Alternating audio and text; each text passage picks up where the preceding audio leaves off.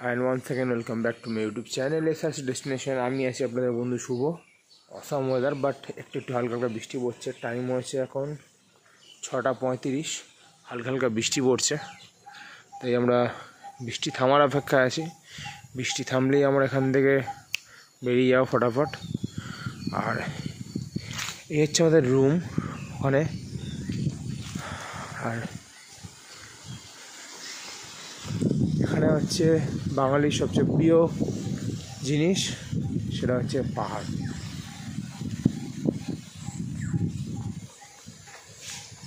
হচ্ছে পাহাড়,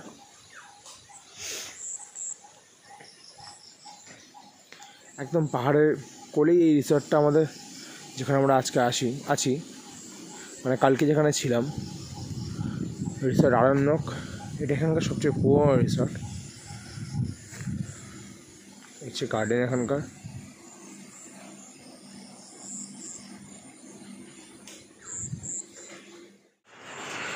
টাইম হয়েছে এখানে এখন 7টা, আপনি দেখতে পাচ্ছেন।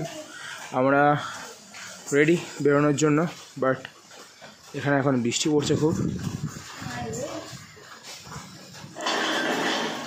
ওয়েদারটা দারুণ লাগছে, যদি এই ওয়েদারটা কাল থাকতো আরও ভালো লাগতো। যাই হোক, একটু ওয়েট করি, দেন আপনাদের সঙ্গে দেখা হচ্ছে আবার একদম বাইকে উঠে। এখানে আমাদের সব কিছু লাগেজ টাগেজ রেডি। নানে ছোট্ট একটা কাঁচা আম পেয়েছি, আমাদের সব রেডি এখানে লাগেজ। পাহাড়কে লাস্টবার বাই বাই জানিয়ে এবার আমরা এগোবো আমাদের বাড়ির দিকে, শুধু বৃষ্টি থামার অপেক্ষায়। দেখি কতক্ষণে বৃষ্টি থামে, দেন দেখা হচ্ছে আপনাদের সঙ্গে আবার খানিকক্ষণের মধ্যে। টাইম হচ্ছে 7:33 এখন, বৃষ্টি এখনও কন্টিনিউ পড়ছে। বসো, কিচ্ছু হবে না, বসো। আমরা যখনই জার্নি স্টার্ট করছি তখনই বৃষ্টি আসছে, আবার দাঁড়িয়ে যাচ্ছি, বৃষ্টি থেমে যাচ্ছে। দ্যাটস ওয়াই আমরা ঠিক করলাম যে জার্নি স্টার্টই করে দিই, একটু বৃষ্টিতে ভিজেই করতে হবে। হয়তো বৃষ্টির জন্য হয়তো ভিডিও কন্টিনিউ করতে পারবো না, তাও দেখছি যদি বৃষ্টি না হয় তাহলে তো নিশ্চয়ই কন্টিনিউ করবো। এ হচ্ছে রিসর্ট আরণ্যক, বাঁদিকে হচ্ছে ওনাদের টেন্টের জায়গা। বৃষ্টি যদিও পড়ছে, বাট সূর্য উঠেছে, এটাই একটা নিশ্চিন্ত। কারণ এতটা জার্নি যদি এক্ষুনি ভিজে যদি যাই তাহলে পরে প্রবলেম হতে পারে।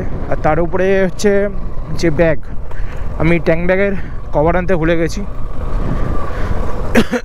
বাঁদিকে লাস্টবারের মতন পাহাড়কে টাটা জানিয়ে আমি আর নানু বাড়ির দিকে যাচ্ছি। এবারে আবার আমি আর নানু আসবো পরে। এখানকার রাস্তার উন্নতি কিছুটা হয়েছে, কিন্তু অনেকটা রাস্তাই খারাপ। মানে 4 চাকা নিয়ে আসতে কোনো প্রবলেম হবে না, 2 চাকাতেও খুব একটা প্রবলেম হওয়া উচিত নয়, যদি না এখন বড় 4 চাকা ঢুকে এই রাস্তাগুলোকে ড্যামেজ করে দেয়।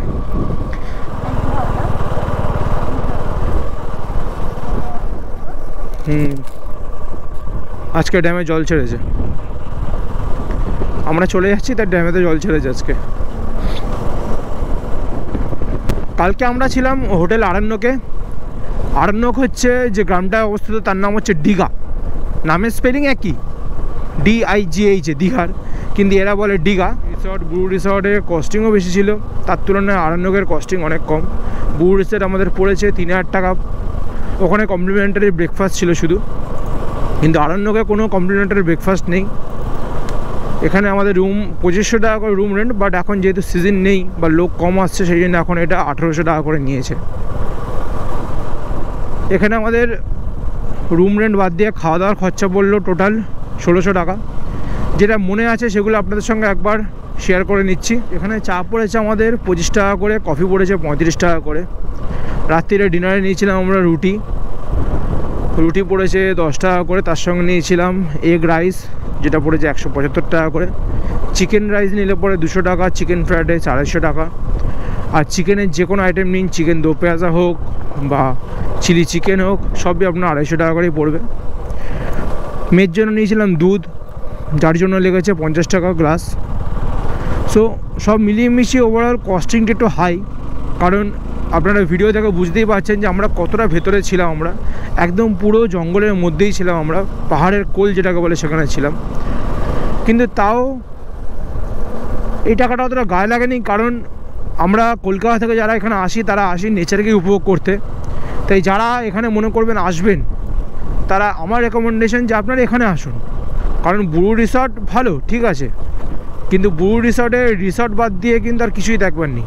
বাট এখানে রুম হয়তো অতটা ভালো না, কিন্তু খারাপও নয়।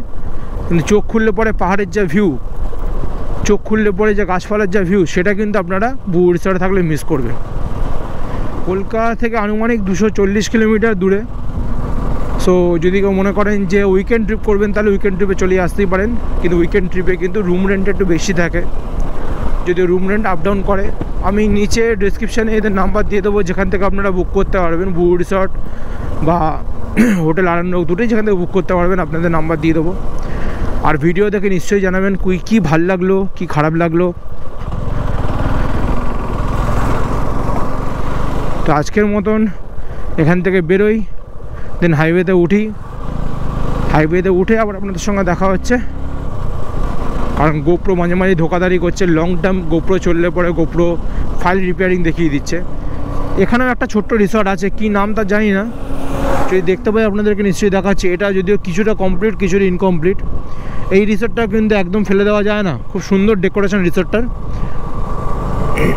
কুয়ো আছে বাইরে থেকে দেখতে পাচ্ছি যা।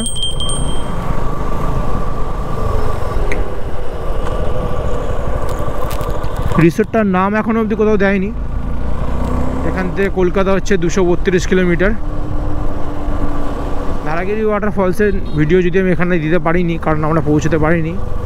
কারণ এখানে গ্রামবাসীরা রাস্তা বন্ধ করে দিয়েছে, কারণ ওই রাস্তা দিয়ে গাড়ি যেতে যেতে রাস্তা খারাপ হয়ে যাচ্ছে। আর যেহেতু বৃষ্টির সিজন, সেই জন্য সত্যিকারেই গাড়ি গেলে পরে মাটির রাস্তা তো খারাপ হবেই। তাই ধারাগিরি ফলসের কিছু ভিডিও আমি এখানে অ্যাড করে দেবো আমার পুরোনো ভিডিও থেকে, যদি সম্ভব হয় তো। আর যদি সম্ভব যদি না হয়, তাহলে পরে আপনারা আমি আমি ওপরে লিঙ্ক দিয়ে দিচ্ছি আই বাটনে, সেখানে গিয়েও কিন্তু আপনারা ধারাগিরি ফলসের একবার চেক করে নিতে পারেন, যে ধারাগিরি ফলসের পুরো ভিডিও সেখানে আছে। আগেরবারে যখন আমি এসেছিলাম, যদি সেটা আমার 4 চাকার ট্রিপ ছিল, তো সেখানে গিয়ে কিন্তু আপনারা সেটা চেক করে নিতে পারেন। তো বলতে বলতে আপনাদের সঙ্গে গল্প করতে করতে চলে এসেছি আমি হাইওয়েতে, আমার ডান দিকে হাইওয়ের মেন রোড।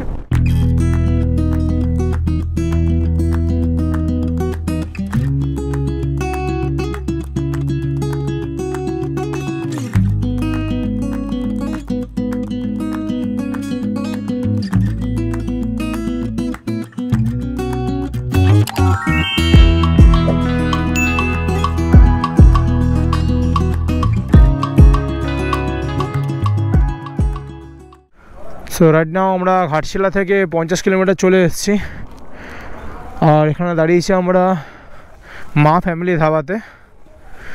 এখানে আলু পরোটা, চা এসব আমরা অর্ডার করছি এখন আপাতত।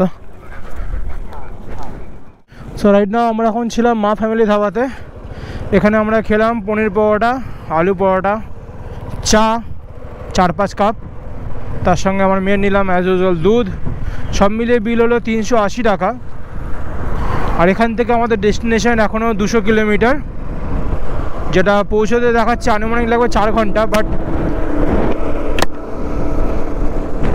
বাট যেহেতু আমরা ব্রেক নিতে নিতে যাচ্ছি, 4 ঘন্টাটা 5 ঘন্টা ধরেই আমরা এগোচ্ছি আমরা। তো চলুন চলা যাক, আবার আমাদের পথ চলা শুরু করে দিয়েছি কলকাতার দিকে। বুরু রিসর্ট কিন্তু একদম হাইওয়ের পাশেই, যেমন আপনারা দেখেছেন আমার লাস্ট ভিডিওতে। কিন্তু হোটেল আরণ্যক কিন্তু হাইওয়ে থেকে আপনাকে 12 থেকে 14 কিলোমিটার ভেতরে আসতে হবে।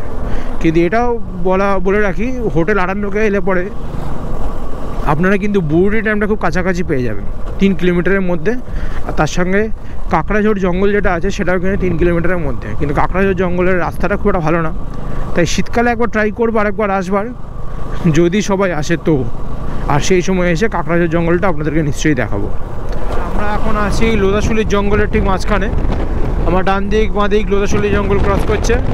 আগের ভিডিওতে লোধাশুলি জঙ্গলের ভেতরে ঢুকেছিলাম, কিছু ড্রোন শটও আছে, তো সেগুলো আগের ভিডিও থেকে আপনারা চেক করে নিতে পারেন। এবারে যেটা সবচেয়ে বড় ব্লান্ডার করেছি আমি এই ট্রিপে, সেটা হচ্ছে আমি ট্যাঙ্ক ব্যাগের কভার আনিনি। রেনকোট থেকে শুরু করে সব কিছু নিয়ে এসেছি, বাট ট্যাঙ্ক ব্যাগের কভারটা বাড়িতে খুলে রেখেই চলে এসেছি। সেটা আমার পাকামোর জন্যই হয়েছে যদিও, তাই এখন ভাবছি বৃষ্টি হলে পরে তো খুব প্রবলেমে পড়বো। যদিও বাড়িতে যা শুনলাম ফোন করে কলকাতার দিকে নাকি বৃষ্টি হচ্ছে। রাইট নাও আমরা এসে পৌঁছে গেছি খড়গপুরে। এখান থেকে এখনও মোটামুটি 110 কিলোমিটারের মতন কলকাতা।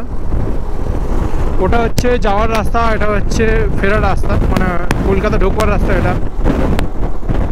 আর নিচ থেকে চলে গেছে ট্রেন লাইন, জানি না দেখা যাচ্ছে কি না। যেখানে ব্রেকফাস্ট করেছিলাম সেখান থেকে 104 কিলোমিটার পরে হল্ট করলাম। টাইম লাগলো আমার পাক্কা 1 ঘন্টা। ওখান থেকে 9:30 জার্নি শুরু করেছিলাম, এখন বাজে 10:35, 1 ঘন্টা 5 মিনিট। নাইবরা এখন অনেক পেছনে আছে, আর আমরা আছি এখন দেবরা টোল প্লাজার সামনে। সো এখানে একটু চা জল খাই, দেন আবার সামনের দিকে এগিয়ে যাব। আকাশের মুখ এখনও ভার, যখন তখন যে কোনো জায়গায় বৃষ্টি হচ্ছে, পরক্ষণে রোদ্দুর পাচ্ছি। সো এখানে আমরা একটু নাইবদের জন্য ওয়েট করি, দেন আবার আমরা সামনের দিকে তারপর এগিয়ে যাব। সো এখান থেকে এখন বেরোচ্ছি, এখানে 1/2 ঘন্টা দাঁড়ালাম আমরা, এখানে চা খেলাম, জল খেলাম। সামনে বসতে পারবে না, চলো। সো এখান থেকে বেরোচ্ছি, নেক্সট হল্ট দেখি আমরা হয়তো কোলাঘাটে দাঁড়াতেও পারি, নাও দাঁড়াতে পারি। তো চলুন দেখা হচ্ছে আবার যেখানে দাঁড়াবো সেখানে। এখন কোলাঘাট ক্রস করছি, টাইম হয়েছে এখন 11:52। তো এই ট্রিপটা কম বেশি মোটামুটি বেশ ভালোই ছিল, ভালোই ইন্টারেস্টিং ছিল। বৃষ্টি পেলাম মাঝে মাঝে, বৃষ্টি হচ্ছিলো, ওখানে গিয়ে সুন্দর ভিউও পেয়েছি, বোটিং হলো। তো সব মিলিয়ে একদম কমপ্লিট রাইড। সো আপনারা কমেন্টস করে নিশ্চয়ই জানাবেন যে ট্রিপটা আপনাদের কেমন লাগলো, আর আপনারা কবে নেক্সট প্ল্যান করছেন ঘাটশিলা আসবার জন্য। যদিও স্পেশাল রেকমেন্ডেশন ওখানকার লোকেদের যে শীতকালে আসবেন, তাহলে পরে ঘাটশিলা আরও বেশি সুন্দর লাগে। 12টা, আর আমরা এসে বলছি যে কোলাঘাটে ঘোষ রেস্টুরেন্টে এখানে খাওয়া দাওয়া করবো, করে আমরা আবার বাড়ির দিকে। আশা করি ট্রিপটা আপনাদের ভালো লেগেছে। কেমন লেগেছে ট্রিপ না লেগেছে কমেন্টস করে নিশ্চয়ই জানাবেন। চ্যানেলটা লাইক, সাবস্ক্রাইব অ্যান্ড কমেন্টস করবেন চ্যানেলটাতে। চলুন দেখা হচ্ছে খুব তাড়াতাড়ি নতুন কোনো ভিডিওর সঙ্গে। ততক্ষণ ভালো থাকবেন, সাবধানে থাকবেন।